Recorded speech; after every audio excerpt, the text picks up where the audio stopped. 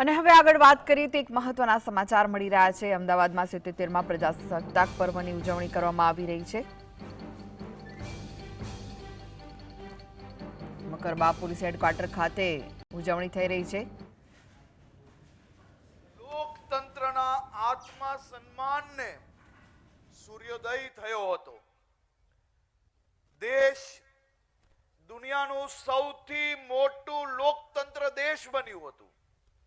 આજે આપને એ જ આત્મસન્માન અને ગૌરવ સાથે અહીં એકત્રિત થયા છીએ। ડોક્ટર બાબા સાહેબ આંબેડકરના નેતૃત્વમાં ઘડાયેલા સંવિધાન આપણને લોકશાહી, સમાનતા અને ન્યાયના માર્ગે ચાલવાની શક્તિ આપી છે। ગુજરાતની ધરતીએ દેશને અનેક બંધારણ ઘડવૈયાઓ આપ્યા છે, જેમાં કનૈયાલાલ મુનશીજી, ગુલજારીલાલ નંદા, સરદાર વલ્લભભાઈ પટેલ અને મોરારજીભાઈ દેસાઈ જેવા મહારથીઓનો બી સમાવેશ થાય છે। આજે આ બંધારણને દેશના વિકાસ માટે એક ગુજરાતી જ ચરિતાર્થ કરી રહ્યા છે આપણા યશસ્વી વડાપ્રધાન શ્રી નરેન્દ્રભાઈ મોદી સાહેબ।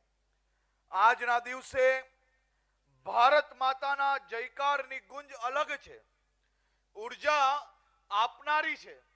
આજે જ્યારે ગુજરાત પોલીસના જવાનો, ગુજરાત પોલીસની મહિલા ફોર્સ, આપણા ગુજરાતના યુવાન દીકરા દીકરીઓ, સ્ટુડન્ટ પોલીસ કેડેટ હોય કે પછી એનસીસી હોય, પોલીસ હોય કે હોમગાર્ડ હોય, પરેડ દરમિયાન જ્યારે એક પછી એક કદમ એક ટીમ તરીકે ગુજરાતની રક્ષાની કાજે જ્યારે આ ટીમના પડી રહ્યા હતા, ત્યારે 100% એમની આંખોમાં જે વિશ્વાસ હતો તેનાથી અહીં બેઠેલા અને ગુજરાતના કરોડો નાગરિકોને 100% સુરક્ષાઓ પ્રદાન કરવાનો વિશ્વાસ આજે ટીમ ગુજરાત પોલીસ અને ટીમ ગુજરાતમાં નજરે પડી રહ્યો હતો।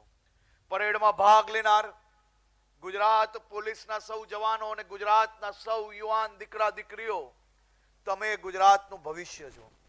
તમે સૌ ગુજરાતની ભવિષ્ય છો અને ભવિષ્ય જોડે જોડે આજ ગુજરાત પોલીસ હાઈટેક ગુજરાત પોલીસના રૂપે આવનારા દિવસોમાં ગુજરાતની અંદર કોઈ ઘટના બને તે પહેલા રોકવા માટે સક્ષમ બનવા માટે આગળ વધી રહી છે। આ ગુંજ છે ગણતંત્રની, આ ગુંજ છે સંવિધાનના ગૌરવની, આ ગુંજ છે સૌથી જૂના અને સૌથી મોટા લોકતંત્રની। તિરંગો લહેરાય છે ગગને, લઈને સ્વપ્ન સૌના સાથનું, ગૌરવ છે મને આ માટીનું, ગૌરવ છે મારા ગણતંત્રનું। અમદાવાદ એ નગરી છે જેને ગુલામીની બેડીઓ તોડવા માટે સમગ્ર દેશને દિશા ચીંધી હતી।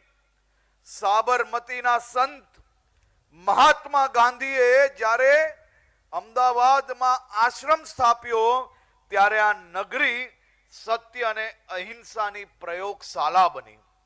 તો બીજી તરફ અખંડ ભારતના શિલ્પી સરદાર વલ્લભભાઈ પટેલ અમદાવાદથી પોતાનું જાહેર જીવનની યાત્રા શરૂ કરી, આધુનિક ભારતના પાયા નાખ્યા।